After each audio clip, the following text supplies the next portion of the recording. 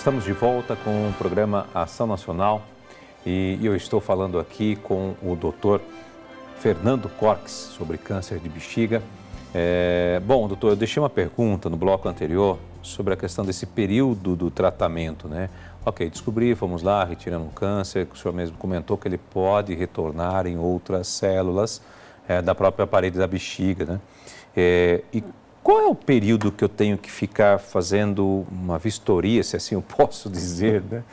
Uma checagem, né? Para ver se realmente ele está propenso a voltar ou não, ou isso é para sempre?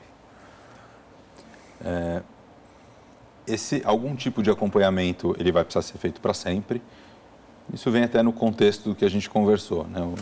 Faz parte fazer um check-up e todos nós hoje queremos viver muito e melhor. Então, a gente precisa cuidar da nossa saúde para sempre. Então, quem passou por um tipo de tumor vai fazer exames de checagem sempre e qualquer exame de rotina vai incluir dar uma olhadinha e saber como é que está a questão específica do câncer que teve. Para o câncer de bexiga, além dos exames habituais, exames de laboratório, às vezes exames de imagem, frequentemente a gente precisa fazer a cistoscopia. A cistoscopia é uma endoscopia da bexiga. Eu ia perguntar o que é isso. Exato, é um exame que a gente entra com uma câmera dentro da bexiga e faz uma inspeção da bexiga, faz essa checagem da bexiga. Então, quem passou por uma situação, quem teve um câncer de bexiga, faz parte do acompanhamento, dá uma olhadinha dentro da bexiga, ver como é que está, fazer a cistoscopia, e isso vai ter uma periodicidade que a gente vai adaptar de acordo com o que a gente chama de estratificação de risco. Ou seja, qual é o risco daquela pessoa, com aquele tipo de câncer que ela teve, de voltar. É um risco baixo, é um risco intermediário, é um risco alto, ele é muito alto. E aí, baseado nisso, a gente vai fazer uma programação. Então, no começo a cada 3 meses, depois passa para cada 6 meses, depois uma vez por ano, depois uma vez cada 2 anos, e depois, por exemplo, não faz mais a cistoscopia, faz só um ultrassom, uma tomografia, um exame de urina. Então, vai mudando a forma. Quanto mais tempo passa, menos chance de que aquele tumor volte ou de que outros tumores apareçam.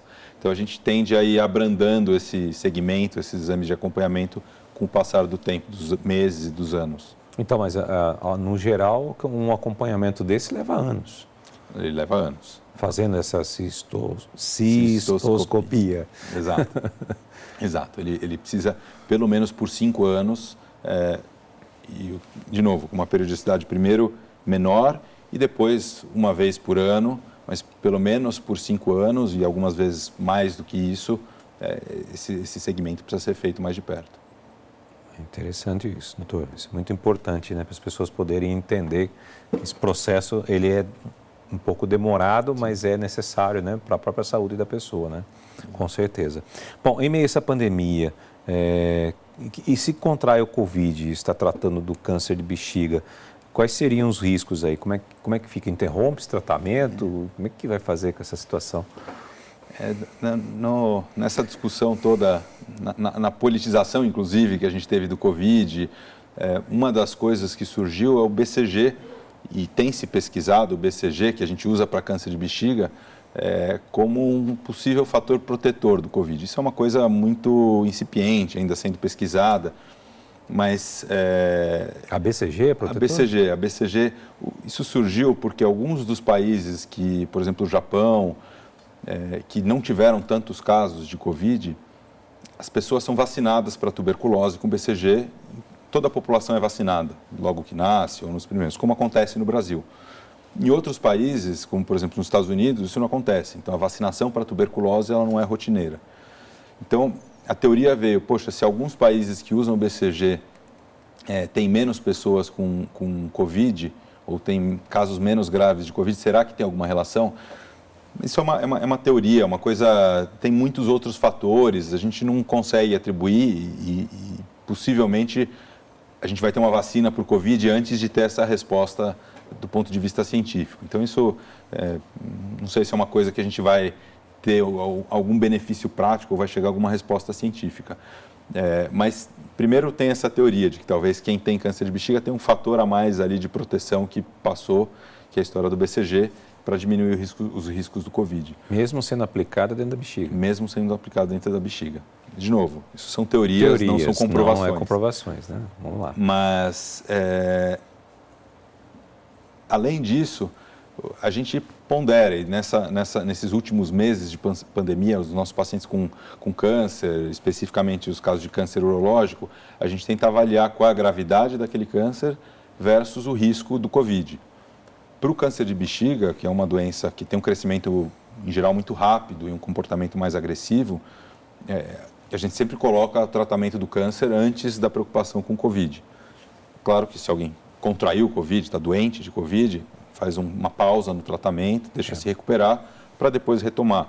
Eu tive alguns pacientes que durante quimioterapia ou depois de cirurgia, que acabaram pegando o Covid nesse tratamento e aí dá um tempinho, eles se recuperam e voltam para o tratamento. Mesmo no meio dessa pandemia que nós estamos vivendo, não se para o tratamento. Não, de jeito nenhum. De jeito nenhum. A chance de alguém que tem um câncer de bexiga, se não fizer nada de morrer da doença que já tem, é maior do que da preocupação de pegar uma doença que ainda não tem. Então, a gente precisa focar em tratar a doença que está acontecendo naquele indivíduo. Interessante. Bom, doutor, o senhor tem um trabalho que vem sendo desenvolvido, né, que a gente conversou até fora do ar aqui, que é muito bacana, que eu gostaria que o senhor explicasse. Existe um projeto que está sendo desenvolvido aí pelo senhor. Eu gostaria que o senhor contasse um pouco para nós, é melhor o senhor explicar. Legal.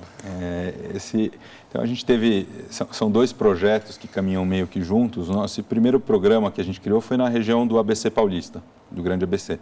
Então, foi um projeto que foi junto com a Fundação do ABC e que a gente teve todo o apoio das secretarias de saúde de São Bernardo, São Caetano, Santo André. E a gente fez um programa para melhorar os resultados do tratamento dos pacientes com câncer de bexiga. Então, o tratamento dessa doença é extremamente complexo, envolve uma série de variáveis, de profissionais, tem momentos certos para cada tratamento entrar.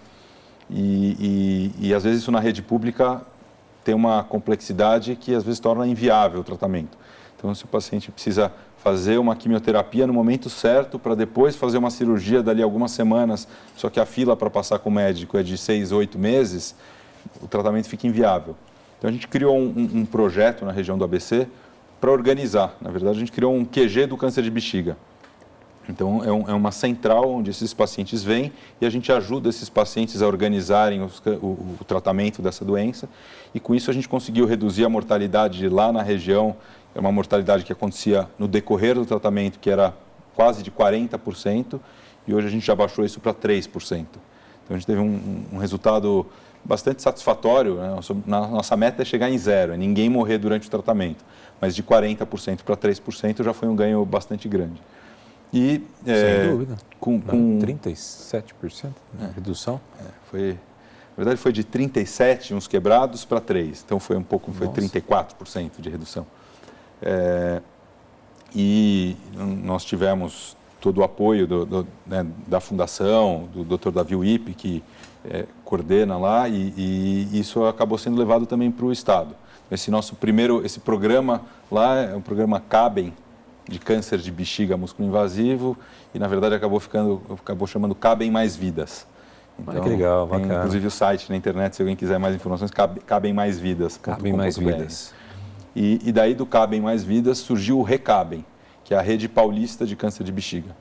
Então, a gente começou a entender que diversas instituições tratam esses pacientes no SUS, no nosso estado, e cada instituição tem suas peculiaridades, suas dificuldades. E por serem, às vezes, dificuldades muito individuais daquela instituição, é difícil levar isso para uma esfera maior, que é quem poderia resolver aquele problema e otimizar o tratamento daqueles pacientes.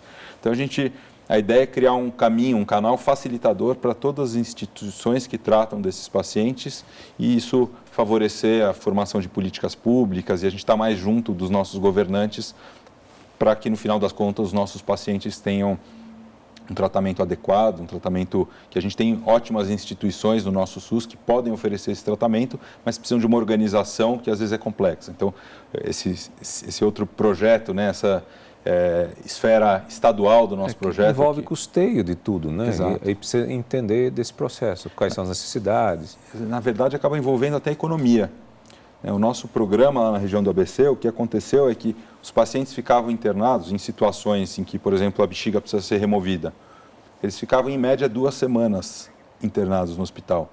Quando a gente começou a otimizar o tratamento, então, ajudar o paciente a estar mais bem nutrido para uma cirurgia, quem fuma e precisa passar por uma cirurgia de grande porte, ajudar essa pessoa a parar de fumar e estar com o pulmão e o coração melhores para passar por uma cirurgia. Verdade. Uma série de pequenas ações em várias frentes, a gente reduziu o tempo que essas pessoas ficam no hospital depois da cirurgia de 14 para 5 dias.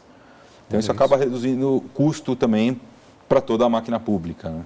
Sem contar no trabalho preventivo, que também é realizado com esse projeto. O fato de parar de fumar, de diminuir a chance de recorrer, de ter outros tipos de câncer. Olha, mais exercício físico. Mais exercício físico. É que todos nós precisamos também, meu doutor, confesso. Gente, esse é o Programação Nacional que precisa ir para um rápido intervalo e a gente volta já.